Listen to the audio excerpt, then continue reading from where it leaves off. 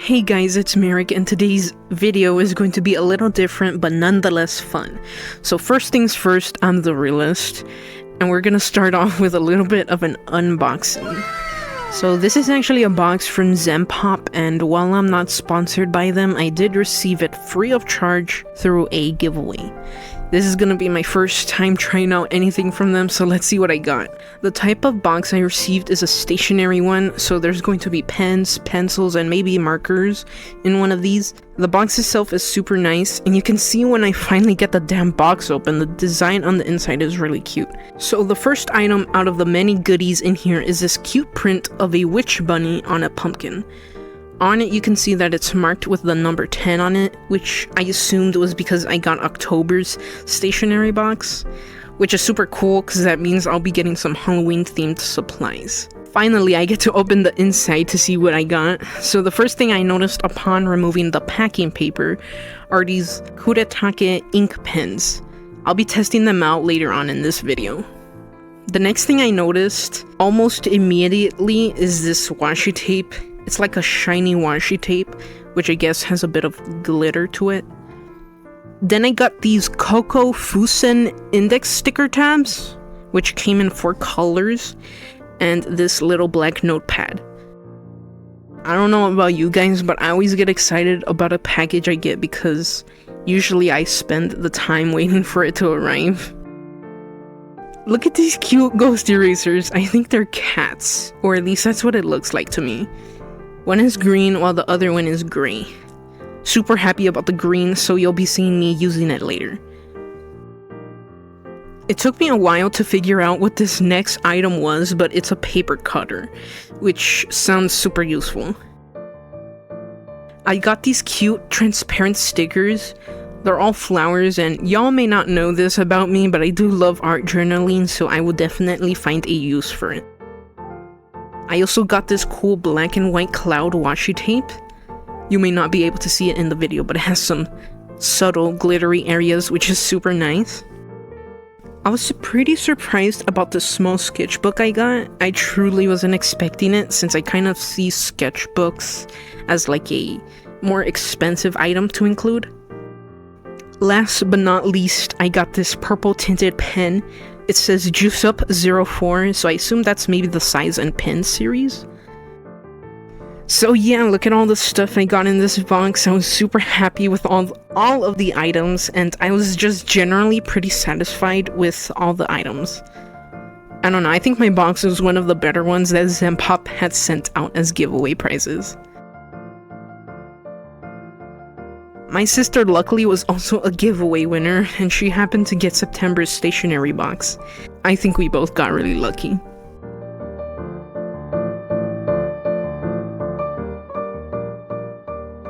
So here is where I test out all the pens that I got from this box.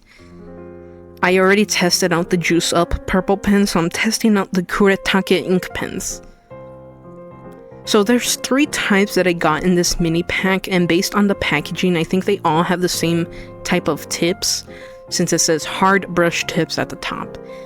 Honestly, I don't really remember which one I tried first, but I think it was the first one listed on the package, which says fine.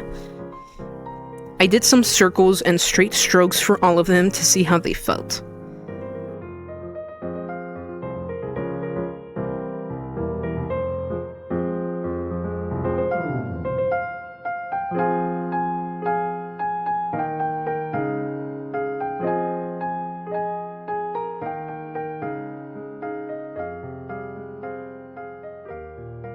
The next one is the extra fine pen, and I think this was one of the ones I had a little trouble writing and drawing with, just because of how thin it was compared to the last one.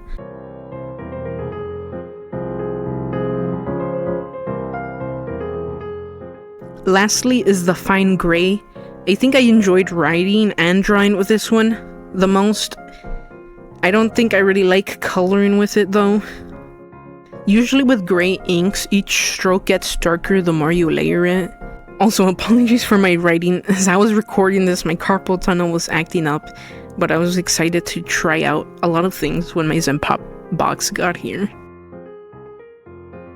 And so, to fully understand how these Kuretake ink pens would feel like in action, I decided to do a little sketch. I usually don't do that much traditional art. I do most of my work digitally, but traditional is always fun to do. But as you may have heard, it's probably not the best when you have carpal tunnel. So don't be silly like me, who, as you will see, continued to struggle as they were drawing. Anyways, I decided to draw Sanji because he's cool. I haven't drawn the guy in a while, and Zoro will be joining us as well. I don't know why I had the juice up purple pen out at this time, as I didn't even get to use it. I used the green cat ghost eraser throughout this, and as far as I can tell, it works well. I mean, it's an eraser, so there really is only one thing it could do.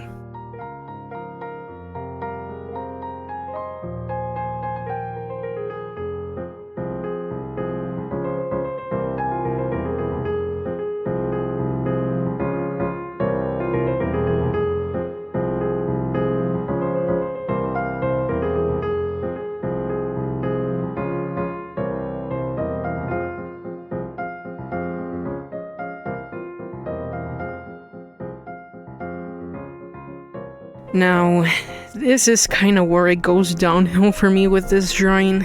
This day was not the best art day for me, but I needed to know how it felt to ink with these pens. As you could see, I used both the fine and extra fine Kuretake ink pens for this Sanji sketch. Personally, I tend to struggle a little more with extra fine pens. Not too sure why, but it could be because they tend to feel a little stiff for me. I was trying hard not to completely give up on the Sanji drawing, so I kind of threw quality out the window and just decided to finish it off as fast as I could because I was not liking it.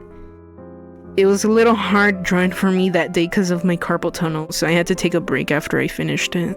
I usually don't like to ink my drawings whenever I do traditional artwork because I paint with gouache and watercolor most of the time, and most ink pens are kind of pointless to use with gouache, and I don't have a lot of ink pens that work well with watercolors or that are waterproof.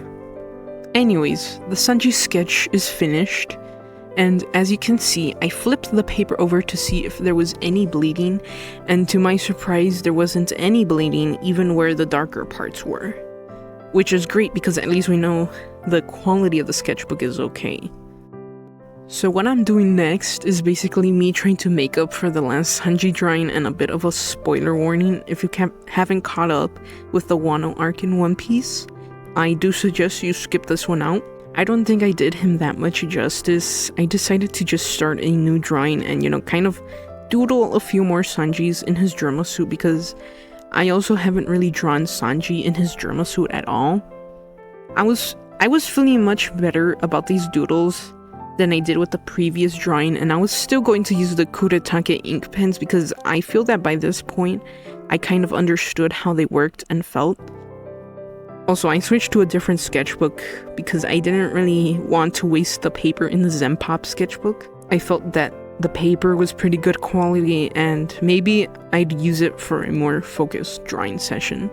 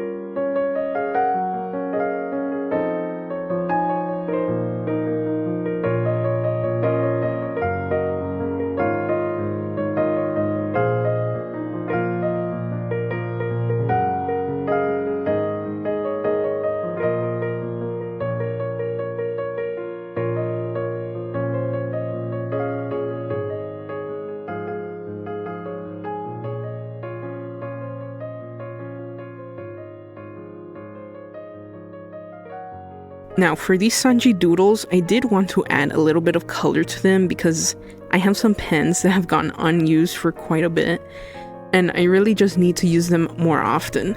I tested out a couple of pens that were within the same reddish hue as Sanji's Germa suit. I feel like I have every color in my pen collection, I swear. I just have way too many, but I feel bad for not using them as much. So after I picked the color I was going to use for this drawing, I prepared to actually ink it. I planned on using my method of inking, which is just making an outline around the drawing. I feel like this is more of my style of inking, as I usually don't ink all the details in a drawing. Like I said, I don't really like inking my drawings or using them a lot, especially now as I feel that I am more prone to messing things up as I don't have a very steady hand at the moment. To reduce the chances of me smudging the ink, I used a napkin because I realized I always forget to use some kind of buffer layer when inking. I know, rookie mistake.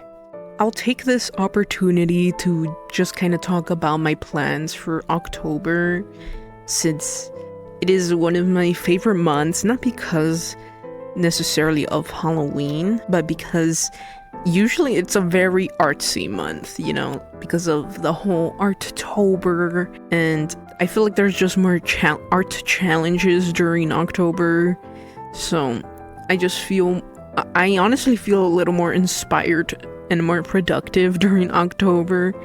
So I don't know what exactly I'm gonna do. I'm gonna try maybe and follow an Arttober challenge list and see if I could complete any prompts.